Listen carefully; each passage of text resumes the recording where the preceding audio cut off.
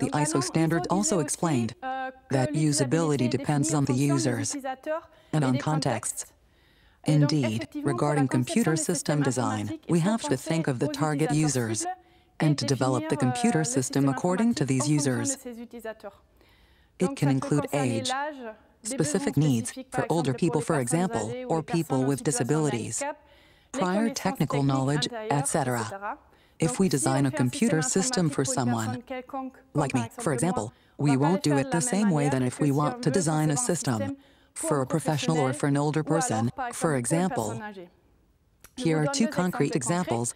An airplane pilot or an air traffic controller will need a computer system allowing him to make few mistakes. It has to be completely reliable. The effectiveness and efficiency criteria will be very important. However, satisfaction is less important.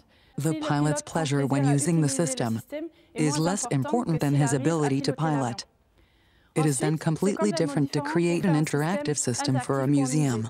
For example, in a museum, we will want the user to stay in the exhibition and to take some time to play with it, to experiment. In that case, satisfaction is very important. To create usable systems, there are 3 design processes possible: user-centered design, participatory design, and co-design. The user-centered design will take into account the needs of people, but without directly involving them in the design process. How can we do that? Some recommendations exist, such as ergonomic criteria, that we can use to design systems, but also to assess the system after designing it. We can make sure that this system meets those ergonomic criteria. Then, there's participatory design. That goes further because it involves the users during the design process. We will generally identify 4 steps. The first one is an analysis phase. We will watch the users while they carry out tasks. We will also create questionnaires or interview people. The second phase is about the creation of ideas, in which the users will be involved too. For example, during brainstormings, we will ask them to participate in the creation of ideas to find solutions to their needs. There is then a prototyping phase in which we will design different prototypes. They can be high-fidelity prototypes which are really encoded. They can also be low-fidelity prototypes, such as sketches on paper, which enable to draw the interaction with the system. And there is a last assessment phase, during which we will do users' tests that enable to put the real users in front of the system they have designed. This process is iterative. After an assessment phase, we can start a new process, a new cycle, and start an analysis phase again to find out if the prototype designed really meets the user's needs.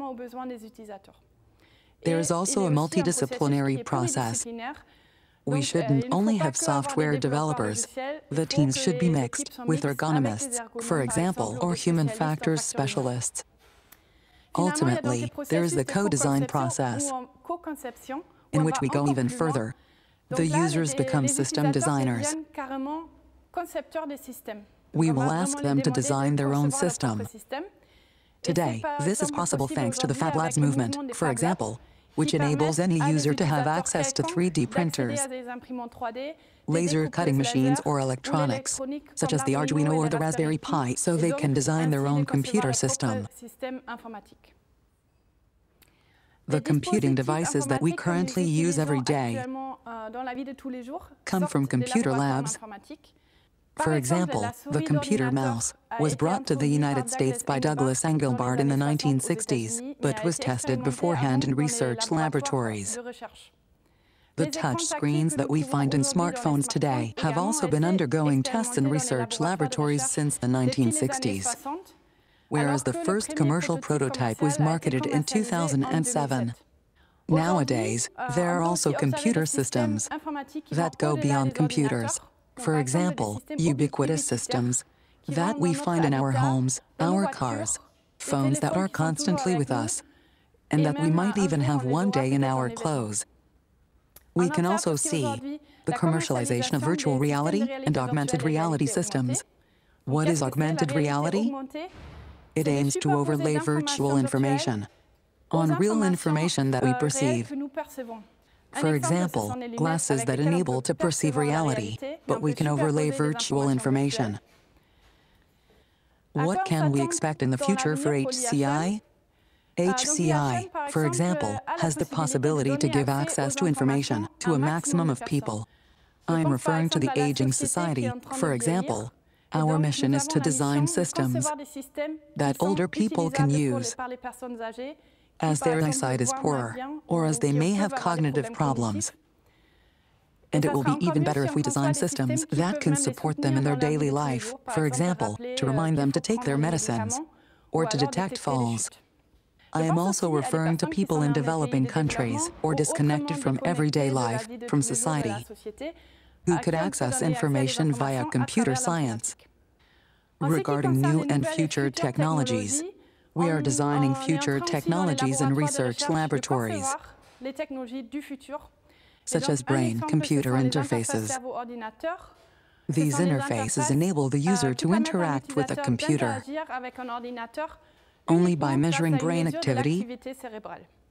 And one of the HCI tasks is also to link different computer fields, such as big data, artificial intelligence, or robotics.